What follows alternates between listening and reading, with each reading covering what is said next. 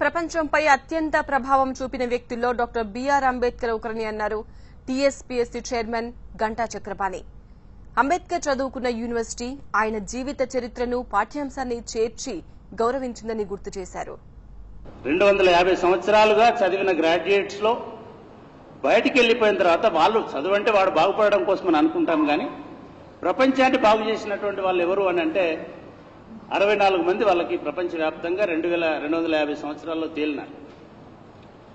ఆ 64 మందిలో ఎవరు అత్యంత ప్రభావశీలుడు, ఎవరి ఇన్ఫ్లుయెన్స్ సొసైటీ మీద ఎక్కువ ఉంది వాటికి కూడా అని అంటే డాక్టర్ అంబేద్కర్ గారు నంబర్ 1 అని తెలియదు. దాన్ని నిజంగానే వాళ్ళు ఆశ్చర్యపోయినారు. మా విద్యార్థి ఎట్లాగైతే ఒక తల్లికి ఒక కొడుకు చాలా ఉన్నతుడైన తర్వాత ఎట్లయితే గర్వంగా ఫీల్ అవుతారో, they expressed their anguish, their feeling and their whole love towards Ambedkar in their website. That is, you can see now itself. మీరు ఇప్పుడు ఓపెన్ చేసి మీ మొబైల్లో చూసుకున్నా కూడా డాక్టర్ అంబేద్కరే మాకు మా విశ్వవిద్యాలయానికి ఒక గర్వకారణమైనటువంటి విద్యార్థి అని వాళ్ళు ప్రకటించుకున్నారు.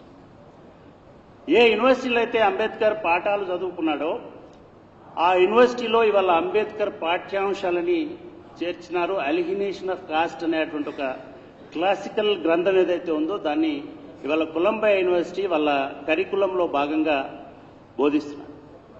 కరికులంలో భాగంగా ఆప్షనల్ గా మాత్రమే కాదు, వాళ్ళ సెంటర్ ఫర్ డిస్టెన్స్ లెర్నింగ్ కాదు కానీ అటువంటి మీడియా ఎనేబుల్డ్ లెర్నింగ్ సిస్టంలో ఎన్హలేషన్ ఆఫ్ కాస్ట్ మొత్తాన్ని సచిత్రంగా వాళ్ళు వెబ్సైట్లో పెట్టేసి దాన్ని ఒక సబ్జెక్ట్ గా ప్రచారం చేసేటువంటి కార్యక్రమాన్ని అమెరికాలో చేస్తున్నారు.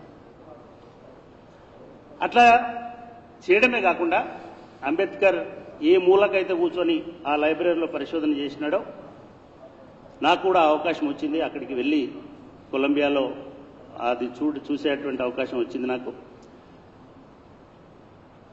ఆ మూలని, ఆ లైబ్రరీలో ఆ విభాగాన్ని అంబేద్కర్ మెమోరియల్ లైబ్రరీగా ప్రకటించి ఆయన విగ్రహాన్ని కూడా అక్కడ ఏర్పాటు